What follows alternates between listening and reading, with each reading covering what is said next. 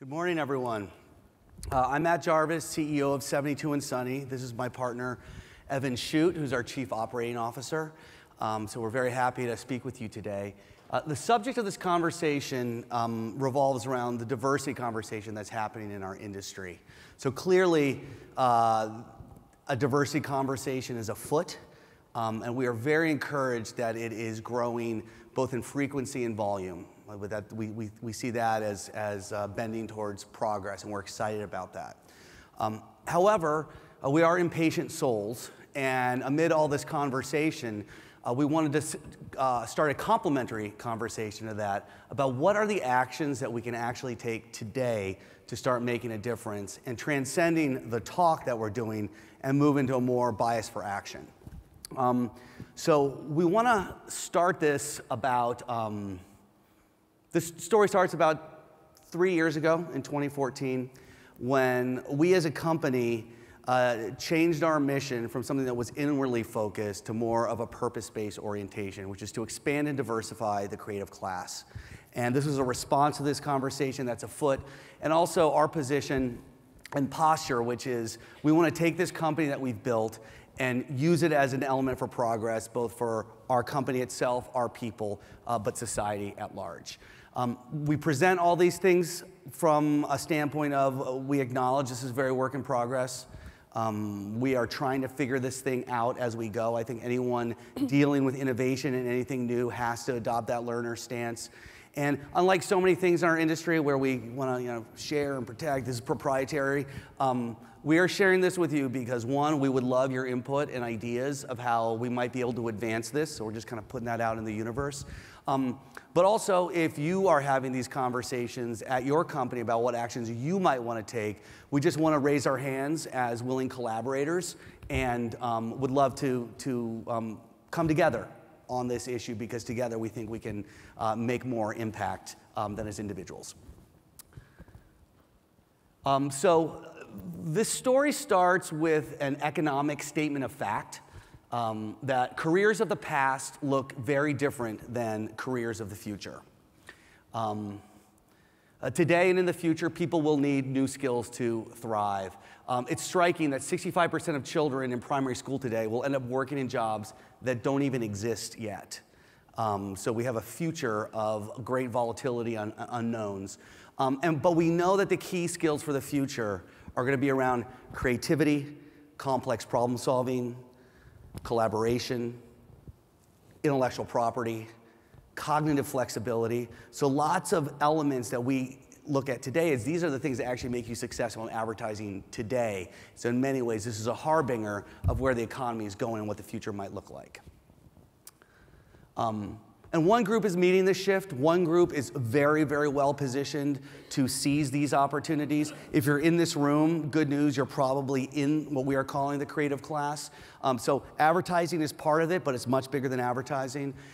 It's science, engineering, design, arts, music, entertainment, architecture, things that require those skill sets that we just enumerated.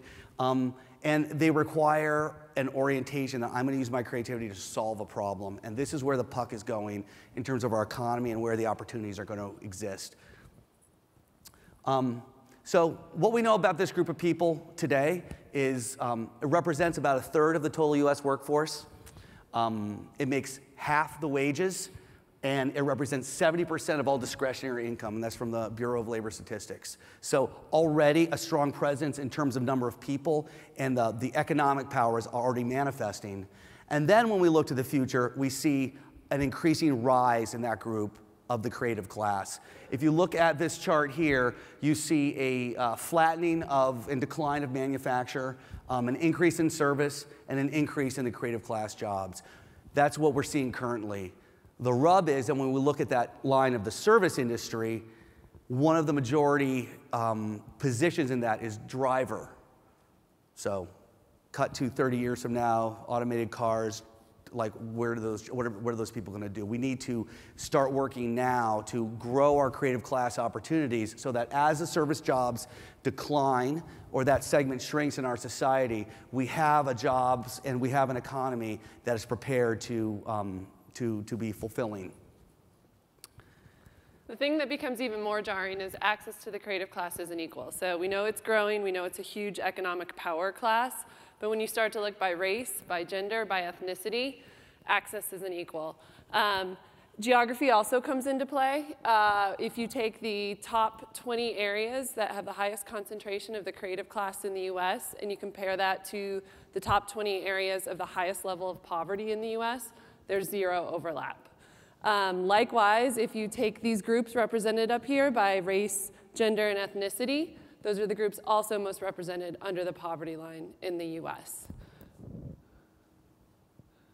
So when we look at this, we say, okay, if access to these skills and these jobs of the future isn't equal, access to the future isn't equal.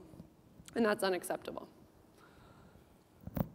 So as Matt led to before, this, all this helped us really reorient ourselves as a company as our mission to expand and diversify the creative class. And why? We get that question a lot, like why 72 and Sunny? Why do you guys care about that? Well, let's start first with it's good for business. We're really open about that. We're really forward about that. That's why I know this will never go away as our mission, because differences fuel higher achievement. Companies with 30% female leaders average 6% higher profits. Companies in the top quartile for gender, racial, or ethnic diversity are more likely to have higher financial returns than other companies in their same industry. And lastly, we know that companies that are more diverse fuel innovation. Diversity fuels innovation. There's decades of research that shows this. So if I could just chip in on that, Evan. The three sources for that are Fortune, McKinsey, and Harvard. So by no means are we going to the Mother Jones data pool to come up with these. These are going through the most rigorous capitalistic-oriented organizations in the world to make this case. And we also believe that while there is a very, very relevant and cogent moral argument for making this a mission, no company mission in our society is going to survive unless it has a healthy dose of what's good in it for us as well. So we're excited to thread both of these needles, something that we can feel good about in terms of how we're trying to move society forward, but also something that as 72 and Sunny, we believe that if we are a leader in this, we can be a leader in our industry by all the traditional metrics of how you measure success currently. And the last piece of it is it's personal to everyone at our company, probably everyone in this room. We're all a part of the creative class. So this isn't a mission that is just something Matt or I felt really passionate about. And we're like, wouldn't it be cool if we could now use this company to do? This is something that everyone in our company believes in, is a part of because they're in the creative class. And we think everyone in this industry is a part of. So just one proof is in the pudding. At 72 and Sunny, probably one of the most successful campaigns we've done in the last year is the relaunch of Axe under the moniker of Find Your Magic, which is a recasting of the male identity from a kind of Lothario on the prowl to a male or man who stepped into his own identity and is proud to be himself. This work has moved the needle tremendously on their business. It has been very awarded in creative circles, and it was written about this weekend by Frank Bruni in the New York Times as an example about companies that are talking about social issues in new and modern ways.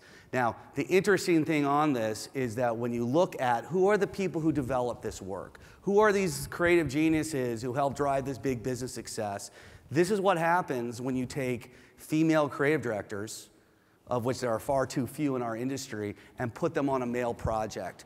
For years, the mindset would have been like, oh, they're selling the guys, can't have that. We need guys doing that. By mixing up in our Amsterdam office the types of people who work on briefs, we got to a higher place by any metric. So we're buoyed by this, and there are many other examples, but while we are talking about we think this is going to work long term, and we believe that, we're also very proud that we know that it's working today. So what we're going to do is talk through 4 or 5 principles that have been meaningful to us and how we navigated them, and then maybe have a conversation about how that could be useful on a broader level. The first thing is make diversity a company initiative, not a leadership initiative.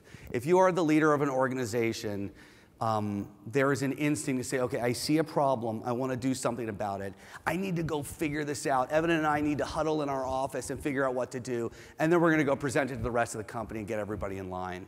On this one, Evan and I did huddle in our office and looked at each other and be like, I'm not sure exactly what to do. We see the problem, but we don't know quite what actions we should take. And so we turned it into a company-wide initiative. We announced to the company, guys, this is important to us.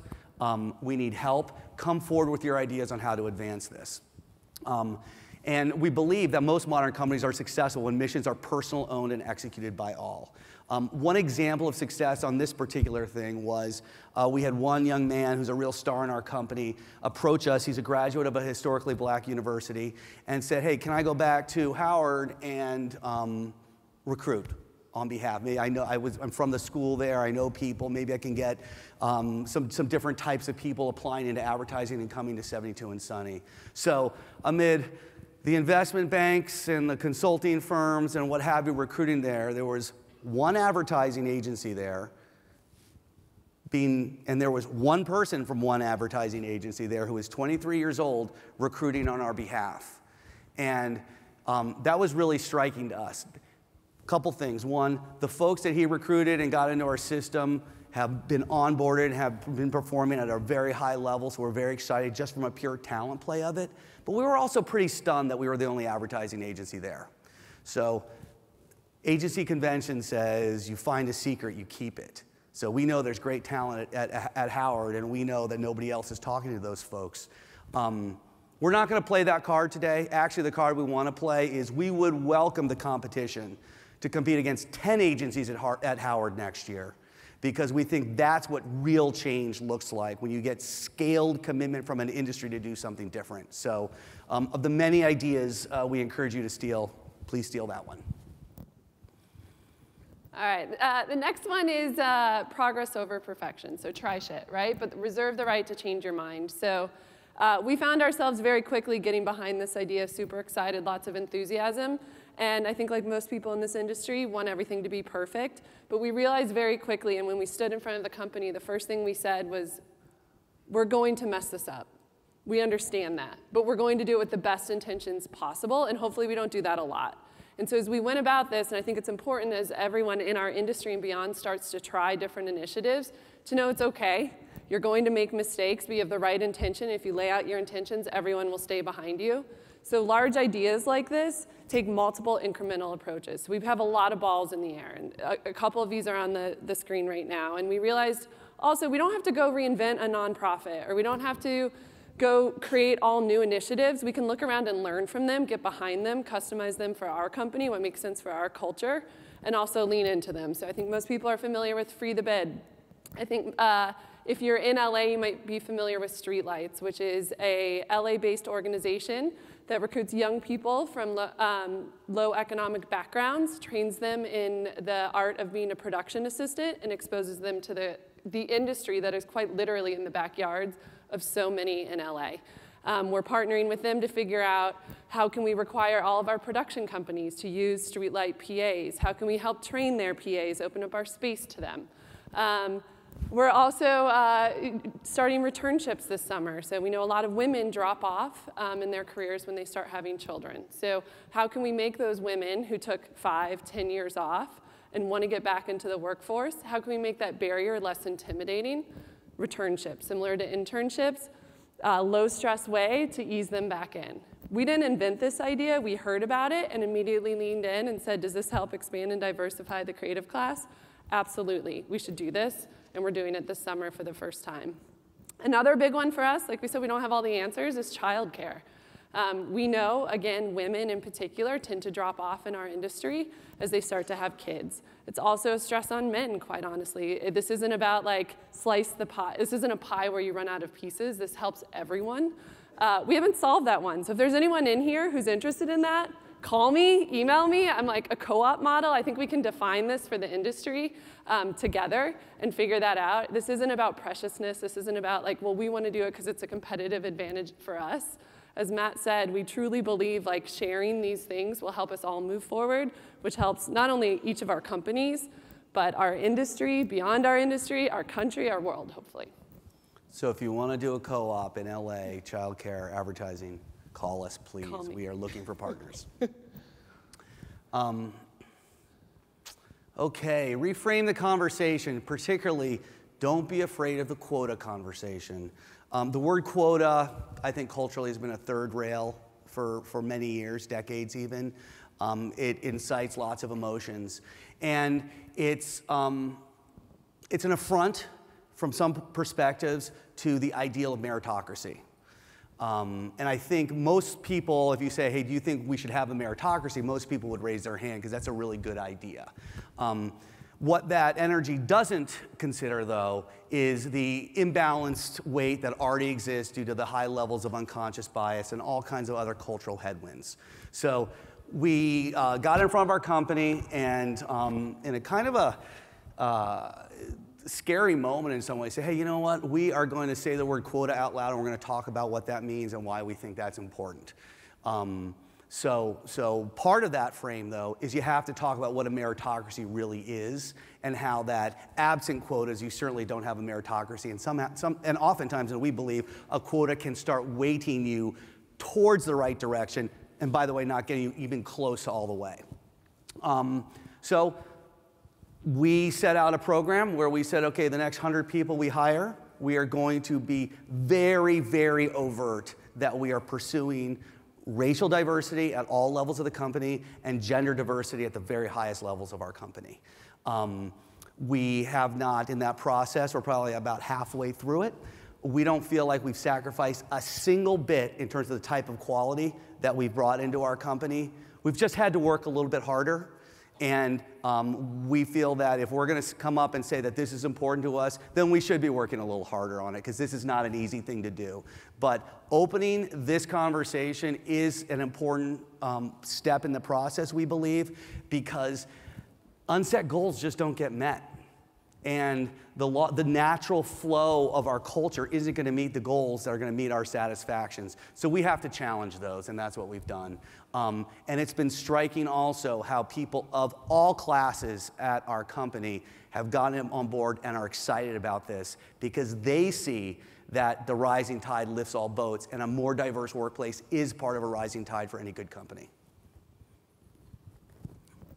The next thing we're doing is the education system, right? So I happen to come from an education background, but at the same time, one thing that's glaring as we look at the world today, in particular our country, is there's a gap between what our education system is preparing students for and the jobs that are available to our students. When you look at the unemployment numbers, you also look at the number of open jobs in the creative class, that we don't have students to fill those jobs. So one of the things we're doing is, we know this isn't just a recruitment issue when we talk about diversifying and expanding the creative class, it's also a retention. It's what's the culture of our industry, it's what's the culture of our country, but we cannot ignore the funnel of recruitment. And so we decided to start young. We've partnered with a group of charter schools in LA called Da Vinci. They happen to be located right near LAX. They pull from 80 zip codes. So talk about diversity in terms of the different regions of LA. First of all, did anyone even know there's 80 zip codes in LA? Our idea here was finding a partner that shares our values. We realized very quickly Da Vinci believes in real-world learning of their students. They believe in diversity. They believe every student should have access to a great education, things we believe in.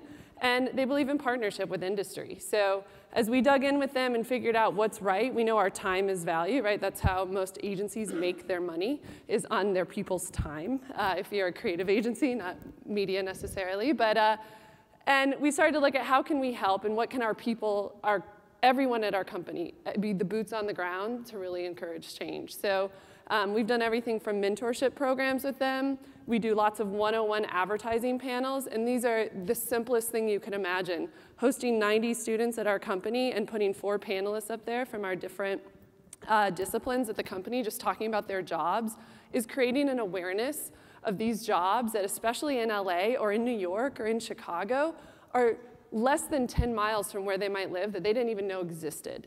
And suddenly their awareness and their drive, or that kid that loves writing knows that their career is limitless and it's not a job that if they tell their parents, they think maybe will lead to no career anymore when you look at the jobs of the future.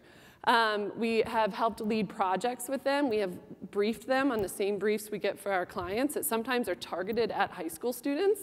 So we get their insights and they feel really empowered as a part of the process. That's now led to us influencing their curriculum of how they are teaching communications at their communications school. And they've started a really amazing program where they have a 13th and 14th year program. Low-income students are way more likely to either not matriculate or drop out of college in the first 2 years. So they still attend their same high school, but they have professors coming in from different universities teaching them. We mentor all of those students in that program, and we offer internships for them. Internships for students who are in high school are very different than internships for students who are in college. So we've had to adapt an internship program for them. But the other thing we're doing is more and more we're starting to get calls from other high schools who are interested in partnering with us. And we don't, first of all, we can't at some point, right? But we also think there's a solve here. And so we're templating our partnership of here's how we partnered with Da Vinci. Here, Dorsey High School, meet X agency. You guys can do this too. And so we want to act as both. When we get the calls, we want to make the introductions, so if you're interested, and we also want to make it easy for agencies. We figured out ways that work. We've got templates. We're not going to hold them close to our heart. We want to share them with everyone else so that we can help this funnel and this raising of awareness. All right, empower, try shit, reframe, and hack away. Those are our 4 beats on this thing. You've gotten some context, some kind of case study-ish things about how we've gone about it, but this is a process that is circular. You do this, you learn, you refine, you develop new goals and ambitions when you make the ones you have. But this is a simple framework that we have found very helpful. So, Matt started out by saying we as an industry have to make up a lot in terms of diversity. We know there's both a problem and an opportunity here. We also know it's driven and tied to our businesses and our brands that we partner with. And we hope that sharing these ideas, stealing these ideas, being more open source with each other will help drive our companies, the industry, the creative class, this country, the world forward. And it's not just about the love of creativity, it's also an economic story, and it's the future. So we have to start somewhere. We hope you'll join us. We hope you'll share too, because we think that's the only way we'll make real progress. That's it. That's it.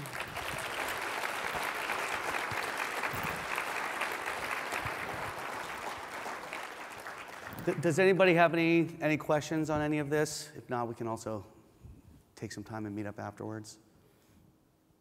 Okay, great. Well, thank you very much. A wise person once said, advertising may not change the world, but advertising people might. So I encourage you to join that journey. Thank you.